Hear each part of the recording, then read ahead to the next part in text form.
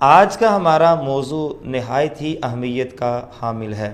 اللہ رب العزت نے اپنی جتنی بھی مخلوقات کو پیدا فرمایا ہے ان میں سے اللہ رب العزت کے انبیاء کرام علیہ السلام اور اس کے فرشتے معصوم ہیں، اس کے علاوہ اور کوئی معصوم نہیں ہے۔ گناہ سرزد ہو جاتے ہیں اور ان گناہوں کی تلافی کے لیے اللہ رب العزت خالق کائنات نے ہمیں ایک طریقہ بتایا ہے اور اس کو ہم کہتے ہیں توبہ۔ توبہ کی اہمیت قرآن و حدیث میں کیا ہے، توبہ کس طرح سے کرنی چاہیے اور کس وقت کرنی چاہیے، ان عنوانات پہ ہماری گفتگو ہوگی۔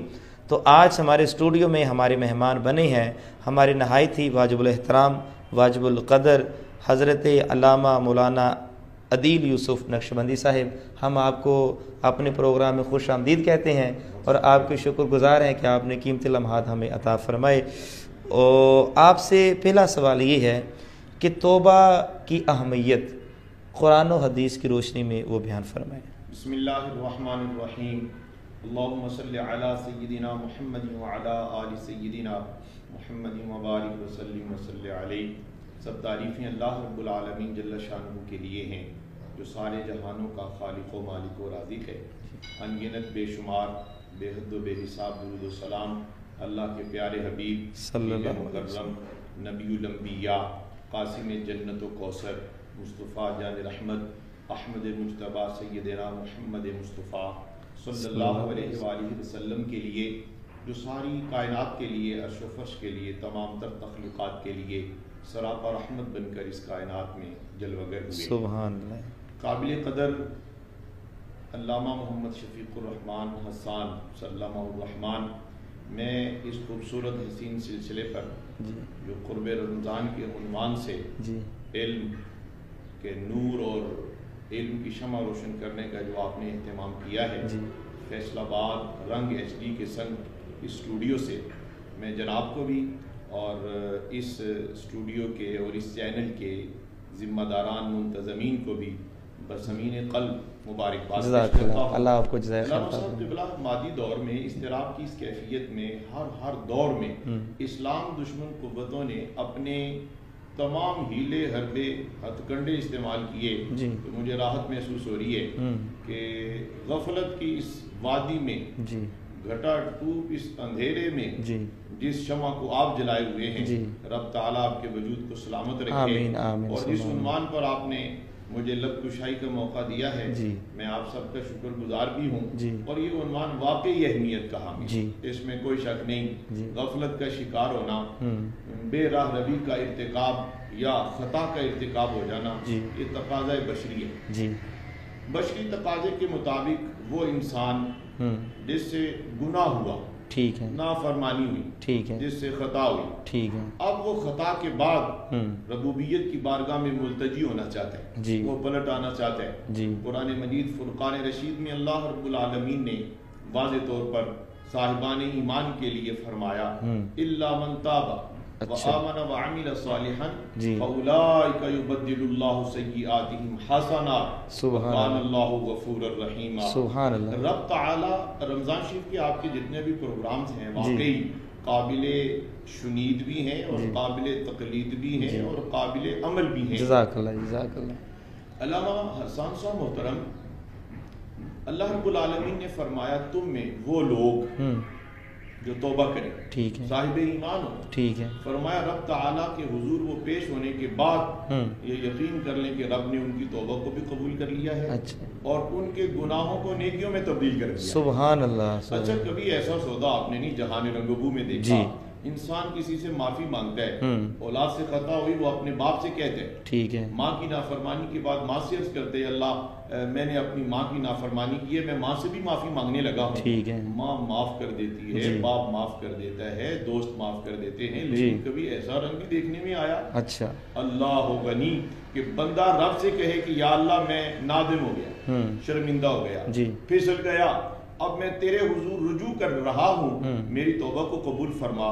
رب کہتا ہے، یہاں پر میں ایک چیز اور داخل کرنا چاہوں گا، قرآن مجید فرقان رشید میں اللہ رب العالمین نے پارہ 5 میں ارشاد فرمایا تم جب اپنی جانوں پر ظلم کر لو تو تمہیں کیا کرنا چاہیے؟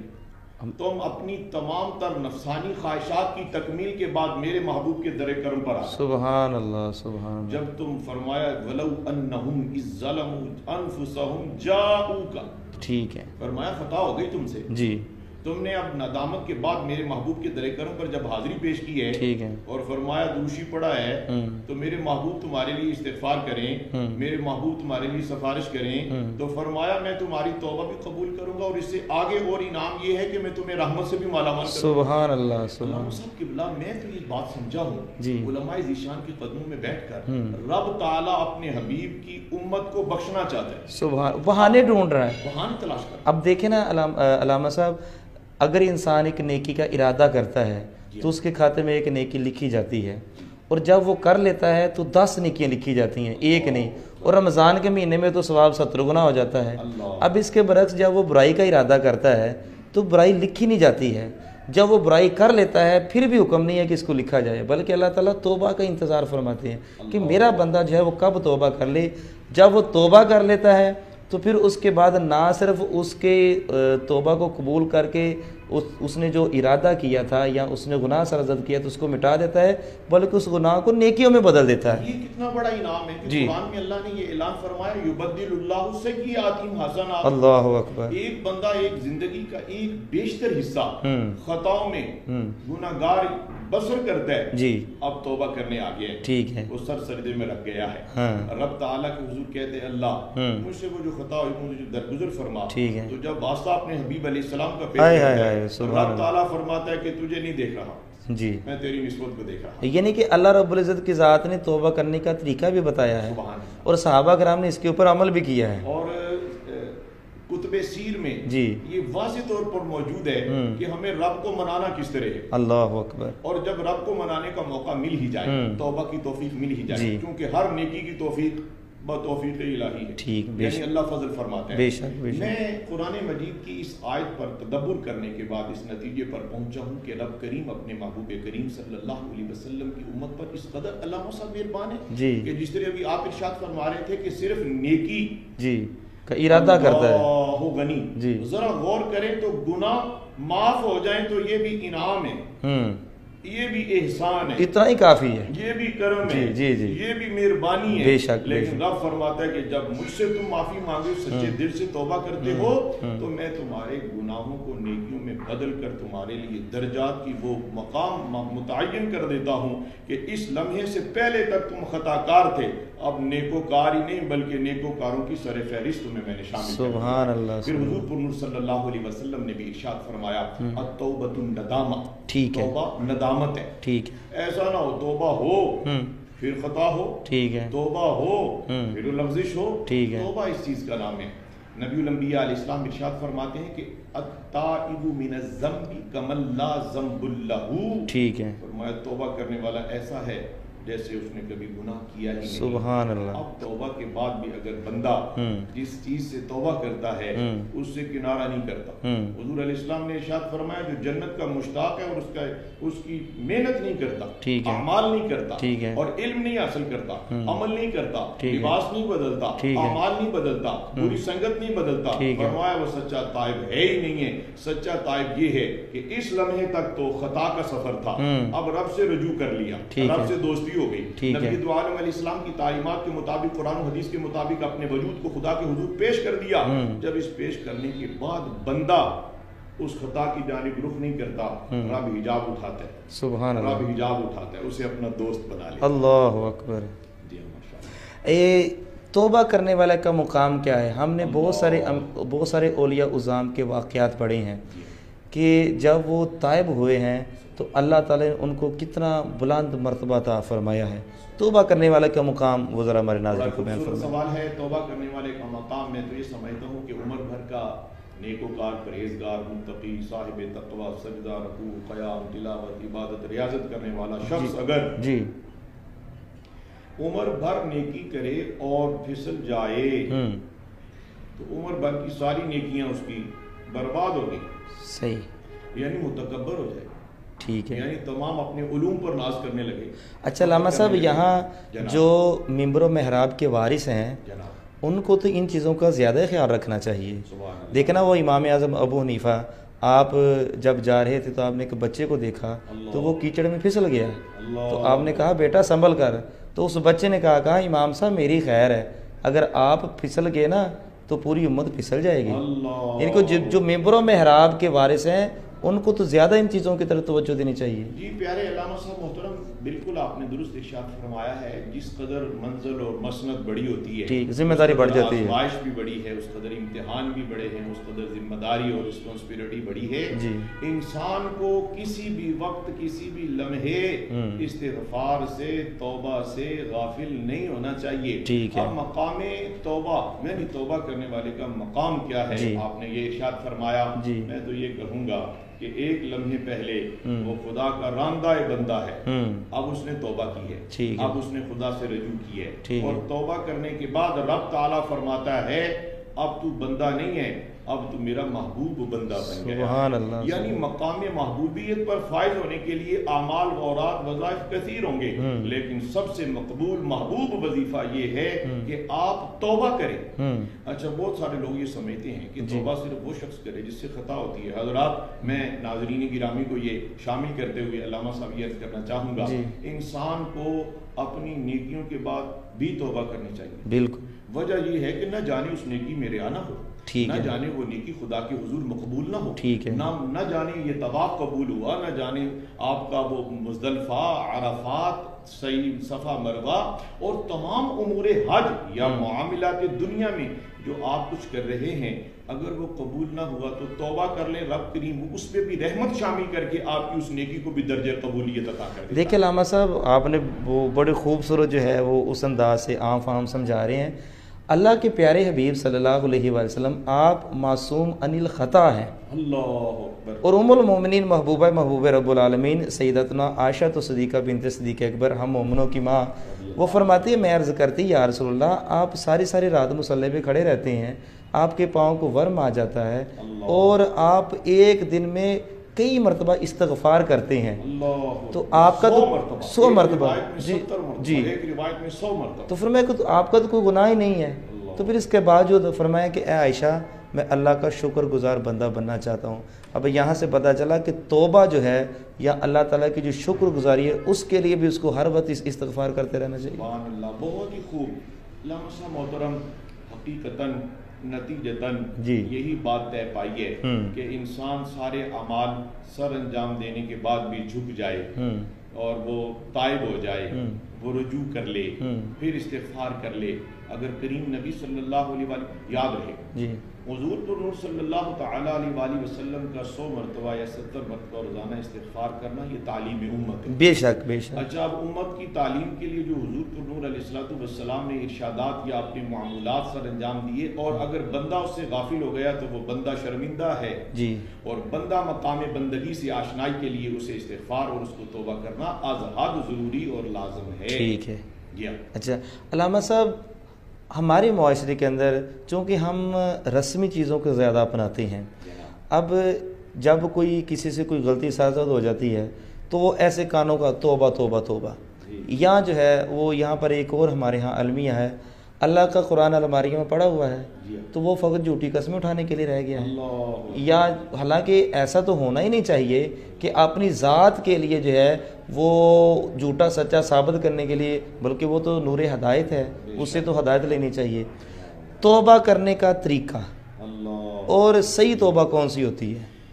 توبہ کے حوالے سے پیارے علامہ محمد شفیق الرحمان حسان سلمہ الرحمان، جی، ہمارے مسلک کے اور ہمارے اہل سنت کے ایک عظیم خطیب ہیں آپ، جزاک اللہ، ایک عظیم عالم دین ہیں، اور جو خدمات آپ سر انجام دے رہے ہیں یقیناً خدا واسطے ہیں، اور خدا واسطے ہر وہ عمل جو اس کے لیے اس کا نفع ہی نفع۔ جی الحمدللہ۔ اچھا، توبہ کا جو طریقہ آپ نے بڑی اچھی توجہ دلائی، لوگ کہتے ہیں جی میں توبہ کرتا ہوں، جی، زبان اور دل ساتھ نہ دے، ٹھیک ہے، قول کی توبہ توبہ ہی صحیح، ہم اس پر بھی اعتراض نہیں کرتے۔ صوفیہ فرماتے ہیں سچی توبہ یہ ہے جس کو قرآن مجید فرقان رشید میں بھی فرمایا گیا، یا ایھا الذین آمنوا توبوا الی اللہ توبۃ نصوحا، ٹھیک ہے، اے صاحبان ایمان توبہ کرو مگر ایسی توبہ کرو کہ سچی توبہ ہو جائے۔ اچھا، سچی توبہ کیا ہے اور توبہ کا طریقہ کیا ہے؟ سچی توبہ یہ ہے کہ آپ سے بد نگاہی ہو گئی، آپ نے غیر محرم کو دیکھا، ٹھیک ہے، آپ ڈر گئے اللہ سے، ٹھیک ہے، آپ کو خوف طاری ہو گیا، جی، اللہ غنی. جب آپ نے سچی توبہ کر لی تو توبہ تو نصوح یہ ہے کہ اس کے بعد پھر آپ نے اگر ایک جرم یہی بدنگاہی والا کیا ہے تو پھر عمر بھر آپ کی نگاہ بدنگاہی نہ کر سکے. ٹھیک ہے. آپ سے آپ کا قدم لغزش کا شکار ہو گیا, دوبارہ وہ راستہ اختیار نہ کیا جائے جو بدی کا راستہ ہے. یعنی پکا ارادہ کر لے, مالک اب معاف کر دے, آئندہ نہیں ہوگا, اور اس کے اوپر ڈٹ جائے. اچھا, یہ ڈٹنے کی توفیق بھی اللہ دیتا ہے جی, لیکن یہ طالب کے لیے مطلوب ہے. ٹھیک ہے. یہ جو بندہ اللہ سے نیکی کی توفیق طلب کرتا ہے, قرآن مجید میں ہے نا کہ اللہ ہی توفیق دیتا ہے. بے شک. تو علامہ صاحب محترم, طریقہ تو یہ ہوا کہ ویسے میرے شیخ العالم خواجہ علاء الدین صدیقی رحمۃ اللہ علیہ فرمایا کرتے تھے جی, سچی توبہ از خود نہیں ہوتی. ٹھیک ہے. سچی توبہ کے لیے کوئی صاحب دل ملے, کوئی صاحب نظر ملے.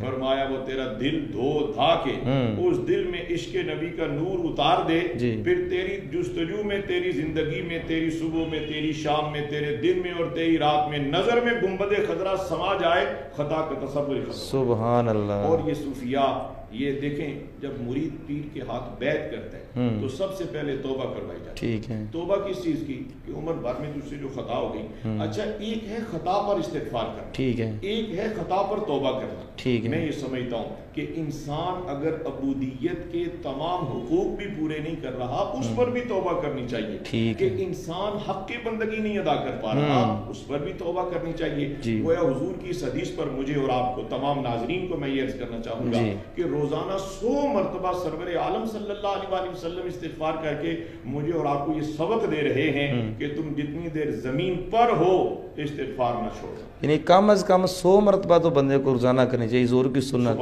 بلکہ اس سے بھی زیادہ کرنی چاہیے. جی ہاں, ہمارے لیے اس سے بھی زیادہ, ہمارے لیے اس سے بھی زیادہ ہے. اور توبہ کرنے والا اللہ کا دوست ہے جس نے توبہ کر لی ہے, جس نے اس طریقے سے توبہ کی ہے کہ اس کے بعد اس کی زندگی میں وہ خطا نہیں آئی, تو وہ خدا کے دوستوں میں شامل ہے. علامہ صاحب, ہمارے معاشرے میں چونکہ انسان غلطی کا پتلا ہے, گناہ سرزد ہو جاتے ہیں, جب وہ اعلانیہ گناہ کر لیتا ہے, جب وہ اعلانیہ توبہ کر لیتا ہے, ہمارا معاشرہ اس کو معاف نہیں کرتا, اور یہ کہتا ہے کہ اس نے یہ کیا ہے تو کیوں کیا ہے, اس سے کیوں سرزد ہوا ہے.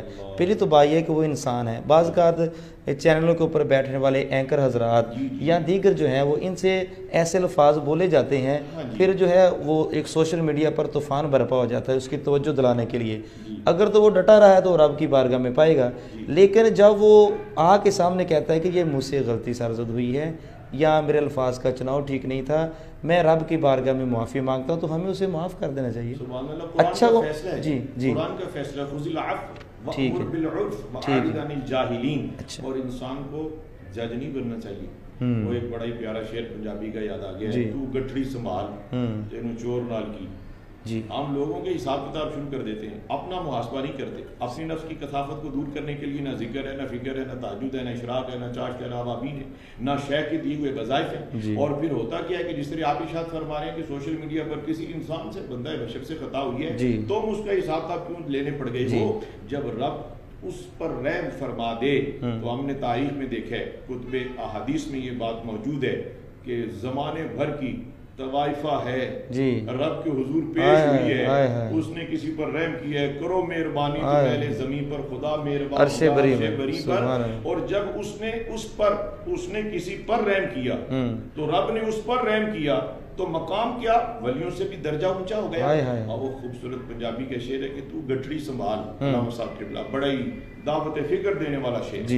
تو گٹھڑی سنبھال تینوں چور نال کی, تو اپنی نبیڑ تینوں ہور نال, اپنی نبیڑ تینوں ہور. صوفیاء کی زندگی اس بات کی روشن دلیل ہے کہ انہوں نے ہر کسی کو سینے سے لگایا. وہ خطا نہیں دیکھتے, وہ دیکھتے ہیں کہ خدا کی اس پر عطا کب ہونے والی ہے. اس انتظار میں اسے سینے سے لگا کر بیٹھتے ہیں, پھر اسے مراقبہ کرواتے ہیں, پھر اسے ذکر سکھاتے ہیں, پھر اسے رجوع اللہ کرواتے ہیں. اور جب صوفی درویش کی نظر سے انسان تائب ہو جاتا ہے, تو پھر یاد رکھیں کہ جس طرح ہم نے ابتدا میں عرض کیا کہ اس کی وہ عمر بھر کی ساری خطائیں رب نیکیوں میں تبدیل کرتا ہے, وہ تواڈے نالوں بھی اونچا درجہ حاصل کر لے. سبحان اللہ. جی علامہ صاحب, علامہ صاحب یہ بتائیں کہ توبہ کرنے کا کیا کوئی وقت بھی مقرر ہے؟ کب توبہ کرنی چاہیے؟ علامہ صاحب قبلہ اس کے حوالہ سے بڑی خوبصورت سوال ہے اور اہم ترین سوال ہے. لوگ کہتے ہیں ابھی بڑی عمر پڑی ہے, ابھی بڑھاپا ہے, ابھی داڑھی میں بال سفید نہیں آئے. ٹھیک ہے, ابھی تو میں نے 70 سال کا ہونا ہے، 80 سال کا کوئی پتہ نہیں کب پنچھی پنجرے سے اٹھ جائے، اللہ اکبر، کب موت آ حقائق تو جائے۔ یہی ہے۔ جی الموت باب جی کل نفس داخلها، جی الموت قدح کل نفس شاربها۔ جی اور توبہ کا وقت یہ ہے کہ انسان کو ایک سانس کی جب ضمانت نہیں تو پھر یہ وہ انسان جسے ذائقہ موت چکھنا ہے، جس میں سے ہر کسی دروازے میں اس دروازے ہر کسی کو گزرنا ہے، تو لازم ہے کہ انسان کے توبہ کا وقت وہی ہے کہ انسان، ایک صوفی سے پوچھا گیا جی کہ حضور یہ ارشاد فرمائے کہ توبہ کا وقت کون سا ہے؟ فرمایا مرتے وقت۔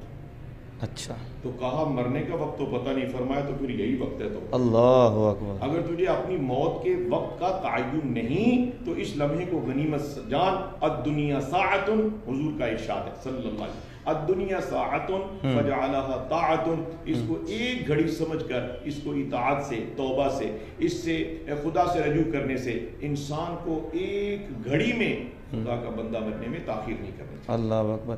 علامہ صاحب یعنی جیسے گناہ سرزد ہو تو پہلے تو یہ ہے کہ گناہوں سے بچا جائے، اگر سرزد ہو جائے تو پہلے جو ہے وہ رب کی بارگاہ میں دامت اختیار کرے، شرمندہ ہو، اور مالک یہی چاہتا ہے کہ یہ بندہ میرے در پہ جھک جائے، اور علامہ صاحب جو جھکتا ہے نا پھل اسی کو لگتا ہے۔ سبحان اللہ، بڑی بات ہے، بڑی بات۔ جو اپنے آپ کو عاجزی اور انکساری میں جو ہے وہ بڑی ہی برکات ہیں۔ جی بے شک، یہ موضوع جو ہے اس کو جتنا بھی طویل کر لیں، اس کے اوپر جتنی بھی گفتگو کر لیں، قرآن و حدیث میں واضح کے احکامات موجود، اولیاء اعظام کی زندگیاں بھری پڑی ہیں۔